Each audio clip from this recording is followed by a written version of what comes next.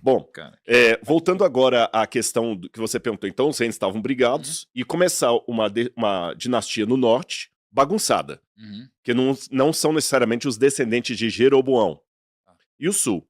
E aí foi tendo um outro, e um brigava, matava, assumiu o poder, dava um golpe de estado, e no norte teve um rei chamado Omri, que não foi um bom rei, e o filho dele saiu pior. O filho dele foi Acabe. É interessante que o nome Acabe, em hebraico, significa o irmão do meu pai.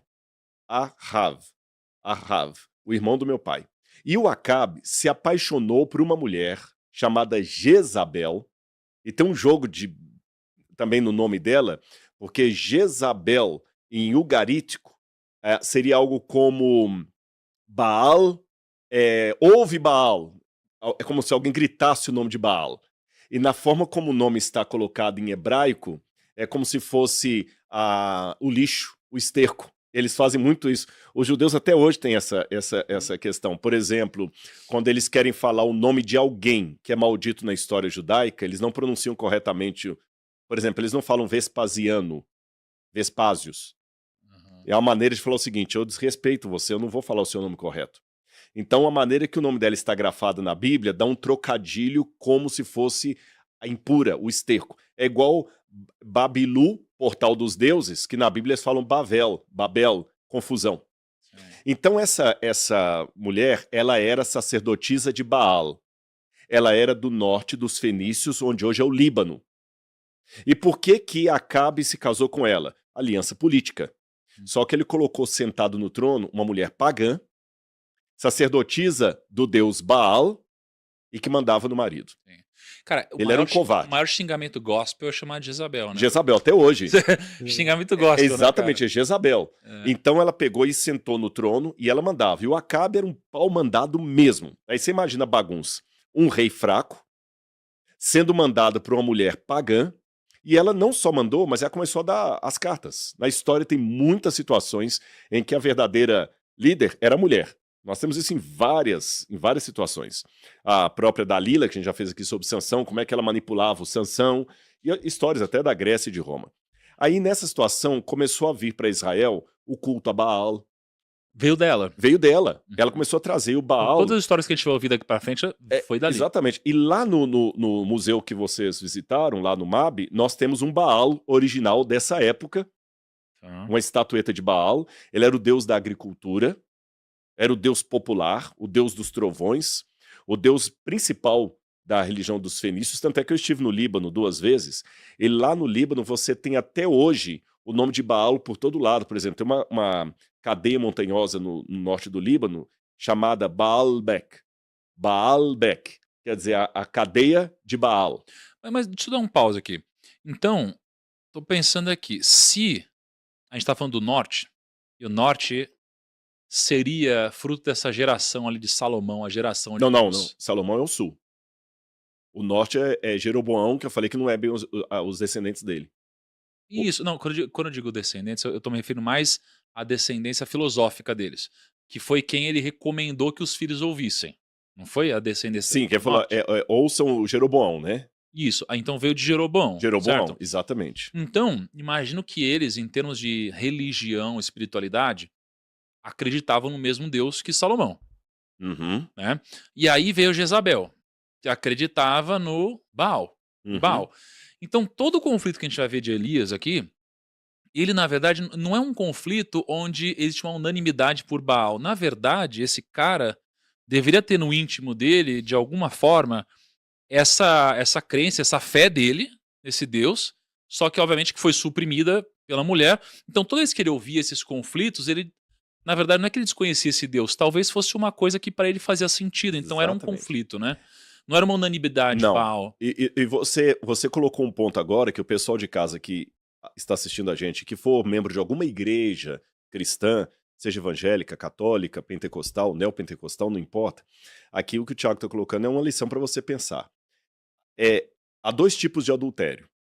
Aquele adultério que o camarada simplesmente troca uma mulher pela outra, e aquele adultério que o camarada fica com as duas ao mesmo tempo. Eu acho que esse segundo é pior. Sabe que camarada que tem a família dele e tem a filial, a matriz e a filial. Então a mesma coisa acontecia nos tempos da Bíblia. Pior do que rejeitar a Deus e escolher outros deuses é querer adorar os dois ali em pé de igualdade. Então essa que foi a questão. Porque a Jezabel não baniu 100% de cara o culto ao Deus verdadeiro.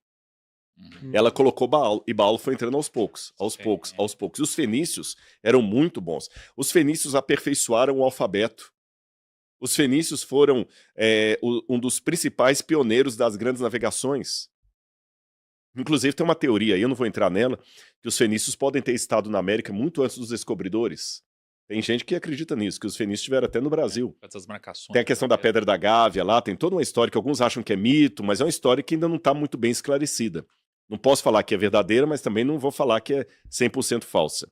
E aí, quando ela conseguiu, aos pouquinhos, trazer Baal para dentro, as pessoas começaram a adorar a Baal e a Yahweh, o Deus de Israel. E é interessante que Baal significa também senhor, marido. Então, e Javé era considerado o Baal do povo, o marido do povo. Olha a intersecção. E depois ela deu um passo além. Ela começou a perseguir os profetas de Deus, do Deus verdadeiro, do Senhor, e começou a colocar profetas de Baal na frente. Então os profetas de Baal recebiam salário do governo de Israel.